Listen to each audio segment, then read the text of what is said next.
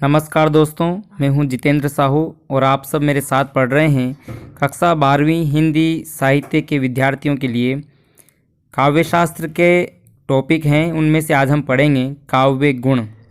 काव्य गुणों के बाद हम पढ़ेंगे काव्य दोष। तो जिस प्रकार से मानव के अंदर गुण एवं दोष दोनों ही पाए जाते हैं, उसी प्रकार से कविता में भी गुण एवं दोष दोनों ही पाए जाते हैं। गुणों से मनुष्य का उत्कर्ष बढ़ता है एवं दोष से मनुष्य की मानहानि या उसके व्यक्तित्व की हानि होती है या उसका व्यक्तित्व अपकर्ष की ओर जाता है। ठीक इसी प्रकार से काव्य के रस उत्कर्ष में सहायक तत्व काव्य गुण कहलाते हैं। रसोत्कर्ष में यानी रस को उत्कर्ष बढ़ाने वाले जो तत्व होते हैं वो होते हैं काव्य गुण। अब रस क्या है? रस काव्य की आत्मा है और उस आत्मा को उत्कर्ष पर ले जाना यानी उस रस को उत्कृष्ट बनाना, उत्कृष्ट का मतलब उच्च कोटि का बनाना, ये काव्य गुण है या ये काव्य गुणों का कार्य है। अब ध्यान देना, काव्य गुण जिस प्रकार देह में निवास करने वाली आत्मा का उत्कर्ष दया, वीरता, उदारता, वात्सल्य आदि गुणों के द्वारा होता है, उसी प्रकार काव्य की आत्मा रस की को उत्कृष्टता प्रदान करने वाले कारक काव्य गुण कहलाते हैं।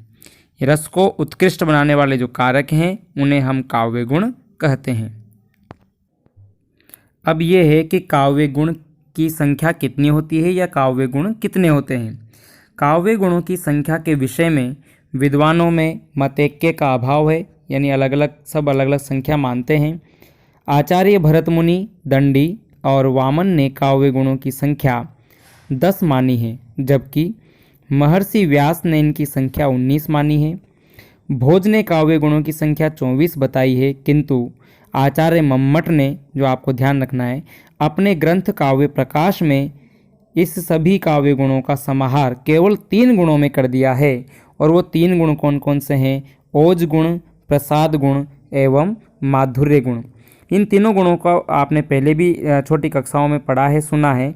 तो ओज, प्रसाद एवं माधुर्य, ये 3 गुण माने जाते हैं जो सर्वमान्य हैं और ये 3 गुण बताए हैं आचार्य मम्मट के द्वारा। अब गुण किसकी वजह से जो उत्पन्न होते हैं, तो ये होते हैं रचना शैली की वजह से, कि कोई भी काव्य जब रचना की जाती है तो उसमें किन वर्णों की प्रधानता होती है, किस प्रकार के शब्द प्रदान होते हैं, जिससे काव्य में वो गुण आता है और उस गुण से जो है रस का उत्कर्ष बढ़ता है। तो ध्यान देना, सबसे हम एक एक गुण को हम पढ़ेंगे। सबसे पहला है ओज गुण।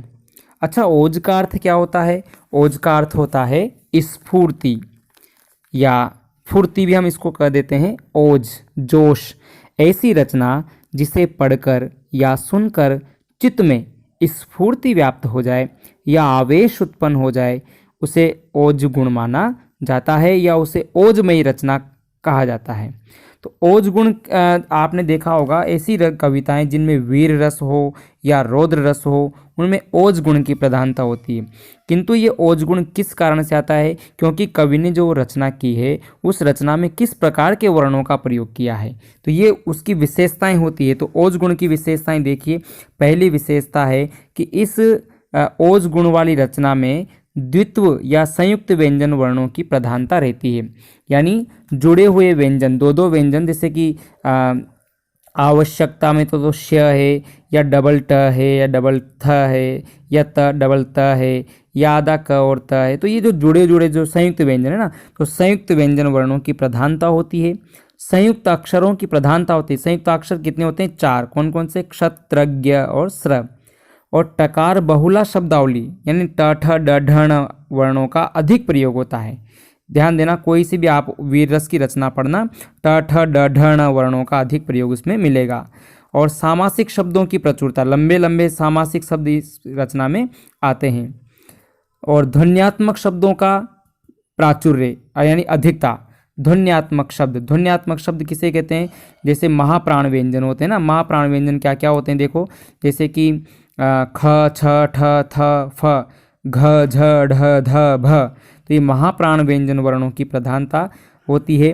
और वीर रस, रौद्र रस, भयानक रस और विभत्स रस में ये गुण दिखाई देता है, या इन रसों की रचना में या जिस रचना में ये रस होते हैं उनमें ओज गुण की प्रधानता होती है।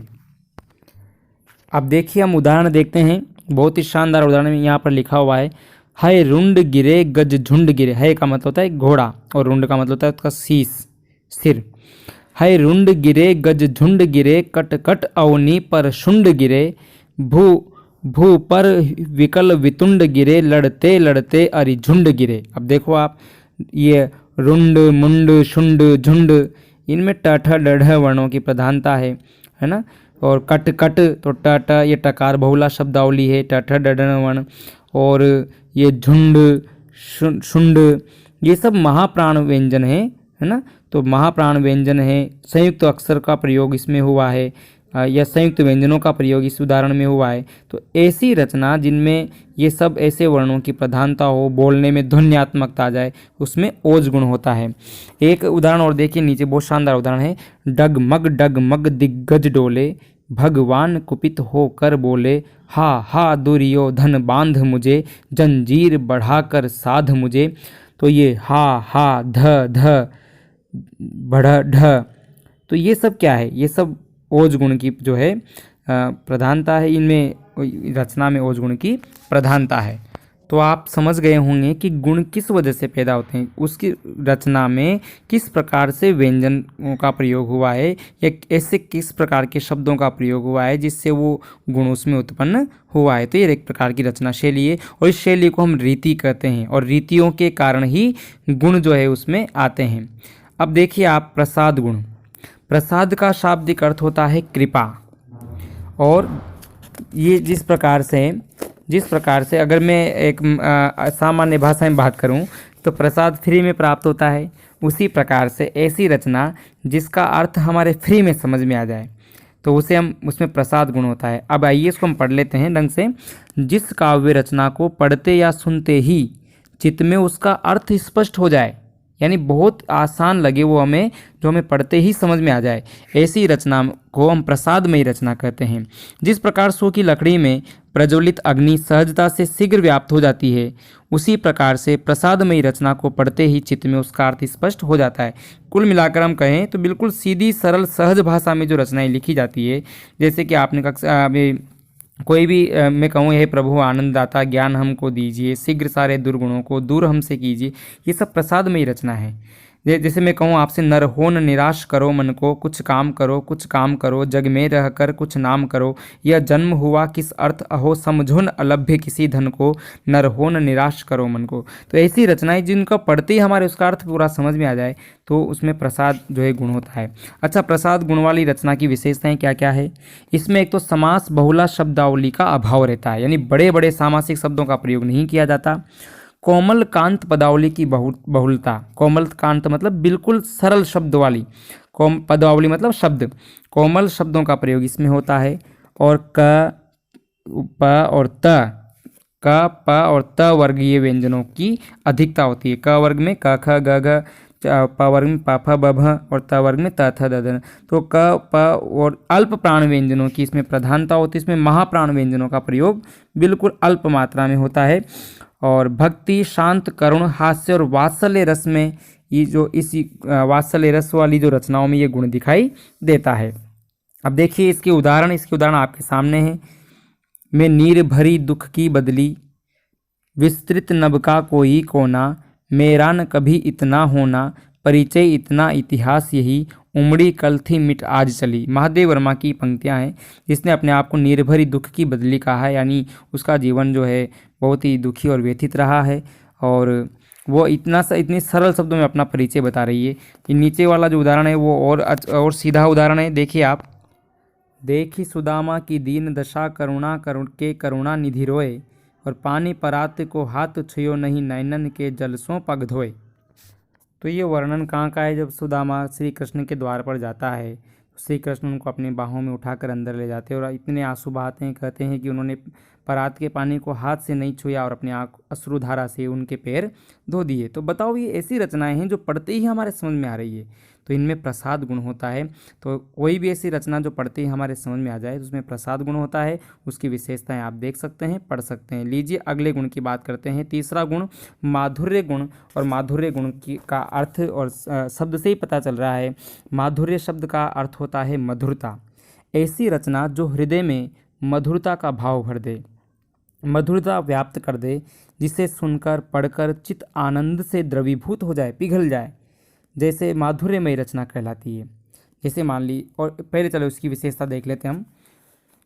एक उदाहरण यहाँ पर दिया हुआ है कि बतरस लालच लाल की मुरली धरी लुकाए, सोह करे बहुन हंसे, देन कहे को नट जाए। तो मधुरता का संचार तो होना ही होना है। ये वर्णन है श्री कृष्ण और राधिका के प्रेम प्रसंग का। राधिका उनकी मुरली को छुपा लेती है और जब वो मांगते हैं तो देने से मना कर देती है, क्योंकि उनको पता है कि मुरली दे दूंगी तो उस मुरली को बजाने में लीन हो जाएंगे, फिर मुझसे बातें कैसे करेंगे। तो बतरस यानी बातों का रस लेने के लालच में उन्होंने उसकी मुरली को छुपा लिया और जब मांगा तो देने से मना कर दिया। तो इतनी सुंदर रचना को जब पढ़ेंगे तो मधुरता का संचार होना ही होना है। अब इसकी विशेषताएं देखते हैं हम। इसमें रागात्मक भावों की अभिव्यक्ति होती है। रागात्मक मतलब प्रेममयी भाव, प्रेम जनित भाव है ना। और कठोर वर्णों का बिल्कुल अभाव रहता है। जो ओज गुण में जो जिन वर्णों का प्रयोग होता है उन वर्णों का इस गुण में जो है अभाव रहता है। जैसे टकार बहुला शब्दावली, ट ठ ड ढ ण वर्ण है या महाप्राण व्यंजन है। तो महाप्राण व्यंजन मैंने बता दिया, प्रत्येक वर्ग का दूसरा और चौथा अक्षर, जैसे ख छ ठ थ प और घ ज ढ ध ब, इन वर्णों का इसमें अभाव रहता है। द्वित्व और संयुक्त अक्षर, द्वित्व व्यंजन, जैसे कुत्ता डबल त, जहाँ पर समान वर्ण दो बार होता है ना, उसे द्वित्व व्यंजन कहते हैं। और संयुक्त अक्षर क्षत्रज्ञ स्र, इन अक्षरों का इसमें अभाव रहता है। कोमल कांत शब्दों की अधिकता रहती है और पंचमाक्षरों की प्रचुरता रहती है। तो पंचमाक्षर क्या होते हैं? अंज्ञाणनम, प्रत्येक वर्ग का पांचवा अक्षर पंचमाक्षर कहलाता है। तो अंज्ञाणनम वर्णों की अधिक प्रधानता रहती है। अनुस्वार और चंद्रबिंदु का अधिक प्रयोग इस रचना के इस प्रकार माधुर्य गुण से युक्त रचना में पंचमाक्षरों की प्रचुरता रहती है। अधिक मात्रा में ये वर्ण आपको मिलेंगे। तो ध्यान देना, आप समझ गए होंगे माधुर्य गुण की विशेषताएं। एक तो प्रेमात्मक भावों की प्रधानता रहती है, कोमल शब्दों का प्रयोग होता है, महाप्राण व्यंजनों का अभाव रहता है। जैसे मान लीजिए एक रचना में पढ़ता हूँ, पवन प्रभाती मन को जगाती, भंवरे भी करते हैं गुंजन, पंख पसारे उड़े पखेरु, सिंदूरी सिंदूरी आंगन। तो ये सब जो है सुनते ही हमारे मन में मधुरता का भाव। देखो ना, पंख पसारे उड़े पखेरु, तो पंख, तो इन सब में अनुस्वार की मात्राएं अधिक आती है। और ध्यान देना, मंद मंद चांदनी पसरत लतन ते, मंद मंद यमुना तरंगिनी हिलोरें लेती।